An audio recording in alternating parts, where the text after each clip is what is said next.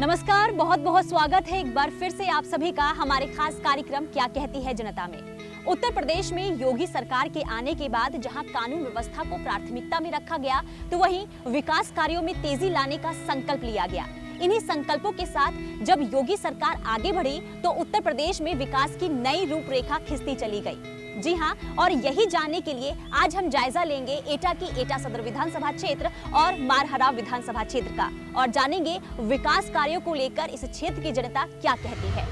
1,21,000 गांवों में विद्युत इंफ्रास्ट्रक्चर पहुंचा करके 1,38,00,000 की वह आबादी जिसने आजादी के बाद भी देश के अंदर, प्रदेश के अंदर विद्युत की लाइन नहीं देखी थी, विद्युत का कनेक्शन नहीं ले पाया था, उसे मुफ्त में विद्युत का कनेक्शन उपलब्ध करवाने का कार्य हो। 2,61,00,000 से अधिक गरीब परिवारों को शौचालय उपलब्ध करवाने का कार्य हो।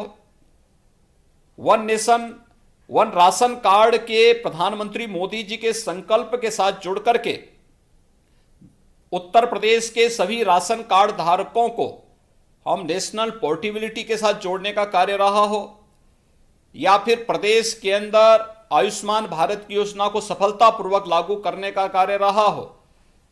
ये सभी कार्य या प्रधानमंत्री किसान सम्मान निधि का लाभ प्रदेश के सभी किसानों तक उपलब्ध कराने का कार्य, ये सभी हम लोग सफलतापूर्वक लागू किए ही, लेकिन साथ साथ इंफ्रास्ट्रक्चर डेवलपमेंट का कार्य भी बेहतर तरीके से यहां पर आगे बढ़ाया गया है।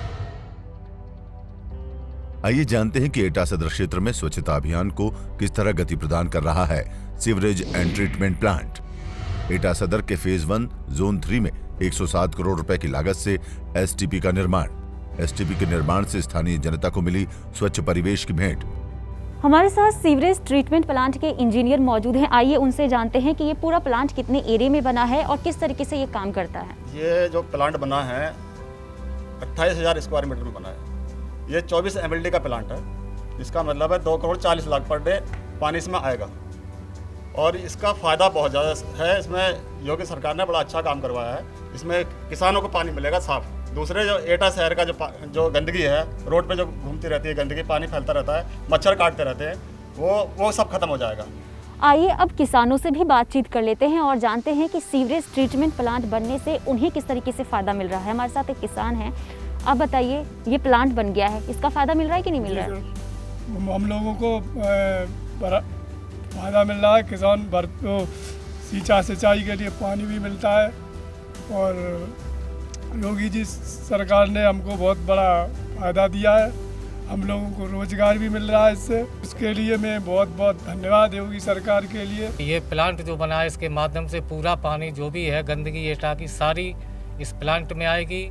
उधर हमारे योगी सरकार ने इस प्लांट को इस तरह तैयार कराया है कि वहाँ से पूरा पानी फिल्टर होने के बाद में लोगों को दिया जाएगा। सिंचाई में पूरी तरह से सिंचाई की जाएगी, और सारी फसल हमारी अभी भी अच्छी तरह से कुछ उगना ठीक हो गई हैं। आने वाले भविष्य में भी हमारे किसानों को बहुत फायदा मिलेगा इस प्लांट से। आइए अब देखते हैं कि एटा सदर क्षेत्र में निराश्रित गौवंश का किस तरह संरक्षण व संवर्धन कर रहा है वृहद गौ संरक्षण केंद्र। वाहिद बीबीपुर सर्किट में 1.20 करोड़ रुपए की लागत से वृहद गौ संरक्षण केंद्र का निर्माण। निराश्रित गौवंश हेतु चारे, पानी आदि का समुचित प्रबंध एवं देखभाल। हम मौजूद हैं एटा की एटा सदर विधानसभा क्षेत्र स्थित वृहद गौ संरक्षण केंद्र में। तो आइए चलकर देखते हैं और जानते हैं यहाँ पर गौवंश की देखभाल किस तरीके से की जाती है और गौशाला के बनने से लोगों को इसका फायदा किस तरीके से पहुँच रहा है।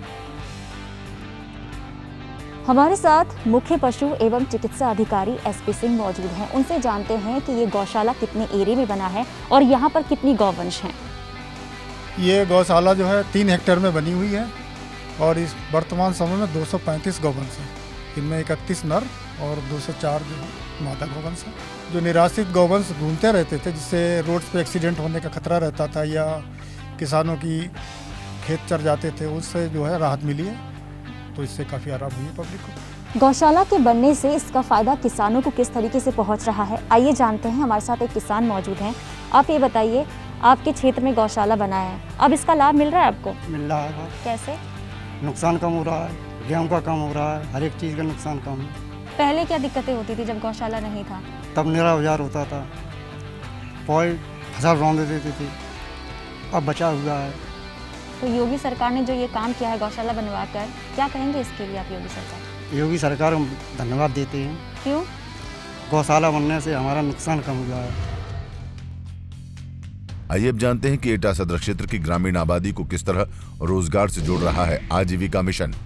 आजीविका मिशन के अंतर्गत स्कूल ड्रेस सिलाई आदि के कार्य से जुड़कर महिलाओं को मिला रोजगार। रोजगार के जरिए महिला सशक्तिकरण को बढ़ावा दे रहा है आजीविका मिशन। राष्ट्रीय ग्रामीण आजीविका मिशन से जुड़कर ग्रामीण महिलाएं किस तरीके से अपनी नई पहचान बना रही हैं, आइए चलकर उन्हीं से बातचीत करते हैं।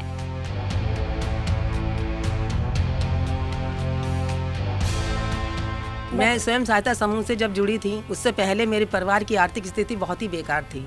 जो मैं एक एक पैसे के लिए परेशान रहती थी और सोचती थी कि किस तरीके से मेरे परिवार की आर्थिक स्थिति सुधरेगी, इसलिए मैं बहुत परेशान रहती थी। उसके बाद में मैंने सोचा, समूह जब खुला मेरा, तो मुझे सन 18 में ये ड्रेसों का काम मिला। मैंने सन 18 में ड्रेसों का काम करा, जिससे मुझे थोड़ी बहुत उम्मीद ऐसी महसूस हुई कि मेरा काम जो है चल गया है और मेरा जो काम चलेगा उससे मेरे परिवार की आर्थिक स्थिति सुधर जाएगी। मैंने सन 18 में काम करा, सन 19 में काम करा मैंने, और 20 में भी मैंने ये ड्रेसों का काम करा। और आज मैं योगी सरकार की बहुत ही बड़ी मतलब धन्यवाद करती हूँ उसके लिए कि मुझे जो है काम मिल चुका है। आज बताइए क्या फ़ायदा मिला है आपको इस समूह से जुड़कर? समूह में जब हम जुड़े नहीं थे तब हमारी आर्थिक स्थिति बहुत ही ज़्यादा खराब थी, लेकिन अब जब से हम समूह से जुड़ चुके हैं तब से हमारी आर्थिक स्थिति में बदलाव आ गया है। हम लोगों ने ये डॉल का काम शुरू किया है, तो उससे हमारी आर्थिक स्थिति में थोड़ा बदलाव आ रहा है। तो लगता है आपको कि अब आप आत्मनिर्भर बन पाई हैं, अपने पैरों पर खड़ी हो पाई हैं? हाँ कैसे? ये डॉल से हम सेलिंग वगैरह करते हैं मार्केट में, इस वजह से हमारा आर्थिक सुधार हो रहा है धीरे धीरे। योगी सरकार से हम ये कहेंगे कि हम शुक्रगुजार हैं उनके कि हमें इस काबिल बनाया कि हम समूह में हैं और अपनी डॉल का सेलिंग वगैरह कर रहे हैं। आप बताइए आपको किस तरीके से फ़ायदा मिला है स्वयं सहायता समूह का? हमको हमारी भी स्थिति बहुत ख़राब थी, कुछ टाइम पहले बहुत ख़राब थी। हम भी 2018 से शुरू करा, हमको इससे मतलब बहुत ही फ़ायदा हुआ है। किस तरीके से फ़ायदा मिला? इसको हम बेचने में मतलब सेल करते हैं, बाज़ार में मार्केट में लाते हैं, तो उससे हमको थोड़ा थोड़ा करके बचत अपना निकल आता है कि हम अपने बच्चों का शौक मौज, स्कूल की फ़ीस भरना हमारा, हम इतना कर लेते हैं कि हम अपने बच्चों को पढ़ा सकते हैं। आइए देखते हैं कि मारहरा क्षेत्र में उच्च स्वास्थ्य शिक्षा एवं सुविधाओं की उपलब्धता किस तरह सुनिश्चित करेगा मेडिकल कॉलेज। 216.65 करोड़ की लागत से मारहरा क्षेत्र में मेडिकल कॉलेज का निर्माण प्रगति पर। मेडिकल कॉलेज के निर्माण से स्थानीय जनता को मिलेगी बेहतर स्वास्थ्य एवं चिकित्सा सुविधाएं। मेडिकल कॉलेज बनने से इसका फायदा भविष्य में आम जनता को तो मिलेगा ही, लेकिन अभी निर्माण होने से इसका फायदा स्थानीय लोगों को किस तरीके से मिल रहा है, आइए जानते हैं। हमारे साथ एक स्थानीय शख्स मौजूद हैं। आप ये बताइए क्या फायदा आपको इस मेडिकल कॉलेज के बनने से मिल रहा है? जिस मेडिकल कॉलेज के बनने से मेरे को एक अच्छा सा रोजगार मिला है, और जो पहले मैं दूर बाहर भटकता था, अपने परिवार से अपने घर वालों से दूर रहता था, उतने पैसे भी नहीं मिल पाते थे खाने पीने में और उसमें निकल जाता था, वो आज इस वक्त मुझे यहाँ उससे ज़्यादा कई अच्छा कई गुना मिल रहा है। और मैं इस कंपनी में एज ए सुपरवाइज़र वर्क कर रहा हूँ, और इससे इस जॉब से मिलने से मुझे और मेरे परिवार को काफ़ी सुविधा मिली है, और इसके लिए मैं योगी सरकार को काफ़ी अपना धन्यवाद देना चाहता हूँ। हमारे साथ एक और स्थानीय शख्स मौजूद हैं, उनसे जानते हैं कि इस मेडिकल कॉलेज के बनने से उन्हें इसका क्या फ़ायदा मिला है। रोजगार तो मिलता था, लेकिन बाहर भटकना पड़ता था। इससे मेरा परिवार यहाँ मिलने से खुश है। योगी सरकार को मैं धन्यवाद कहना चाहता हूँ इसके लिए। पहले बाहर भटकना पड़ता था, अब ये घर के पास है, हम भी खुश हैं, परिवार भी खुश है। बताइए क्या फ़ायदा आपको इस मेडिकल कॉलेज का मिल रहा है अभी? मैडम, इस मेडिकल कॉलेज मिलने से रोजगार के साथ साथ में हम लोगों को जो बाहर भटकना पड़ता था, नियर बाई स्टेट में जाना पड़ता था, एनसीआर में जाना पड़ता था, और वहाँ जाना बंद हो गया। हम लोगों को नियर बाई जिले के अंदर ही हम लोगों को अच्छा रोजगार मिला है। मैं योगी सरकार के साथ साथ में केंद्र सरकार को भी धन्यवाद देना चाहूँगा। इन दोनों के सहयोग से यहाँ भी एक अच्छा मेडिकल फैसिलिटीज़ के लिए जो मेडिकल कॉलेज बनना है, उससे स्थानीय लोगों के साथ साथ में हम लोग नियर बाई जिले के लोगों को भी काफ़ी फायदा है। हमारे साथ जिला अधिकारी डॉक्टर विभा चहल जी मौजूद हैं। आइए उनसे जानते हैं कि मारहरा विधानसभा क्षेत्र में मेडिकल कॉलेज जो बनवाया जा रहा है, इसका क्या फ़ायदा भविष्य में लोगों को मिलेगा, और साथ ही साथ इसकी लागत क्या है और कितने एरिया में पूरा मेडिकल कॉलेज बनाया जा रहा है। ये मेडिकल कॉलेज का एरिया करीब 25 एकड़ है। इसकी लागत 216 करोड़ के आसपास है, और इसमें 100 छात्रों के लिए सीट्स अवेलेबल कराई जाएंगी। क्योंकि देश में डॉक्टर्स थोड़े कम हैं, तो इसीलिए इस मेडिकल कॉलेज के स्थापित हो जाने से एटा के जनपद के और साथ साथ में आसपास के जनपदों के ग्रामीणों, उसके अलावा शहरी निवासी जितने भी व्यक्ति हैं, उन सबको बहुत लाभ मिलेगा। चिकित्सा सुविधाएं उनके दरवाजे तक पहुंच सकती हैं। आइए अब जानते हैं कि मारहरा क्षेत्र में उत्तम शिक्षा व्यवस्था का आधार किस तरह करेगा तैयार आश्रम पद्धति विद्यालय। 12.78 करोड़ की लागत से मारहरा के कपोरेटा क्षेत्र में आश्रम पद्धति विद्यालय का निर्माण पूर्ण। आश्रम पद्धति विद्यालय के निर्माण से छात्र छात्राओं को मिलेगा गुणवत्तापूर्ण शिक्षा का लाभ। ग्रामीण अंचल के छात्र छात्राओं को बेहतर शिक्षा मिल सके, इसे लेकर उत्तर प्रदेश के मुख्यमंत्री योगी आदित्यनाथ की सरकार एटा के मारहरा विधानसभा क्षेत्र स्थित राजकीय आश्रम पद्धति विद्यालय का निर्माण करवा रही है। तो आइए क्यों ना स्थानीय विद्यार्थियों से भी बातचीत कर लेते हैं और जानते हैं जब ये विद्यालय शुरू होगा तो उन्हें इसका लाभ किस तरीके से मिलेगा। हमारे साथ सहायक अभियंता अवधेश वर्मा मौजूद हैं। आइए उनसे जानते हैं कि राजकीय आश्रम पद्धति विद्यालय की लागत क्या है और ये कितने एरिया में बना है, उसकी कैपेसिटी क्या है। मैडम, ये 12 करोड़ 78 लाख की लागत से बन के तैयार हुआ है और इसमें कक्षा 1 से लेकर कक्षा 12 तक का मुख्य भवन है। साथ में 480 क्षमता का इसमें हॉस्टल डॉर्मेट्री भी प्रोवाइडेड है।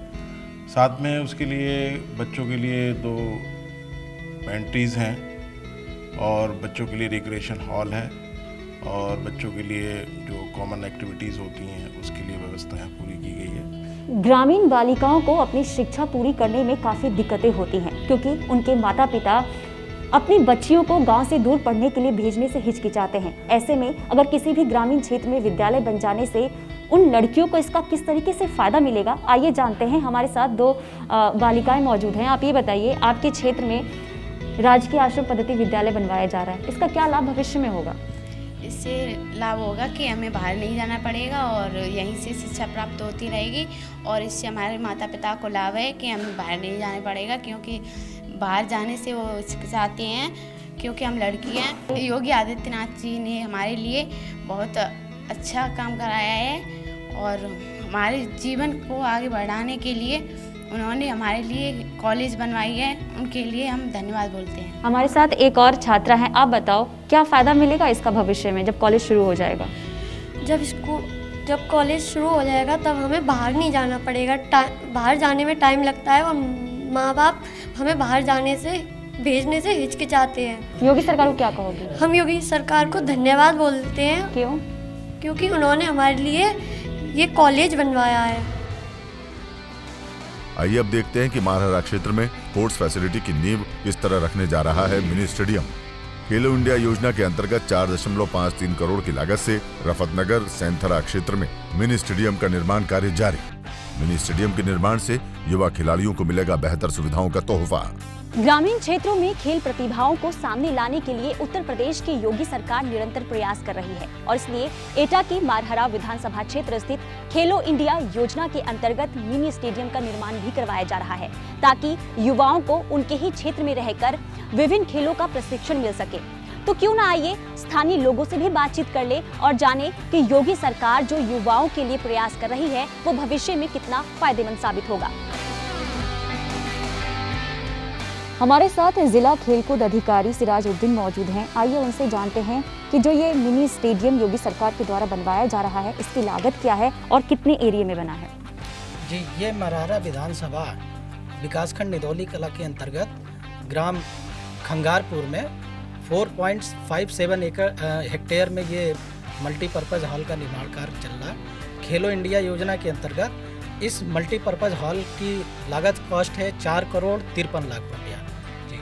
ये बताइए क्या फ़ायदा होगा ये जब मिनी स्टेडियम बनकर तैयार ये होगा? एक अनोखी पहल है सरकार की, जिससे कि ये ग्रामीण क्षेत्र के बच्चे अपनी प्रतिभा का यहाँ आकलन करके राज्य स्तर और राष्ट्रीय स्तर पे प्रतिभा कर सकेंगे। बताइए क्या लाभ मिलेगा इसका भविष्य में जो मिनी स्टेडियम बनवाया जा रहा है? इससे प्रशिक्षण होगा तो जो गांव के लोग हैं जैसे युवा हैं तो उनको प्रशिक्षण मिलेगा, जानकारी मिलेगी इससे, और जब जानकारी मिलेगी तो नेशनल इंटरनेशनल में भाग भी ले सकेंगे तो इससे फ़ायदा होगा उनको। मिनी स्टेडियम से अगर भाग लेंगे तो देश का नाम रोशन होगा। क्या कहते हैं जनता कार्यक्रम में आज के लिए फिलहाल इतना ही। हम फिर लौटेंगे नए एपिसोड के साथ और पलटेंगे उत्तर प्रदेश के बदलाव के कुछ नए पन्ने। फिलहाल के लिए दीजिए इजाजत, नमस्कार।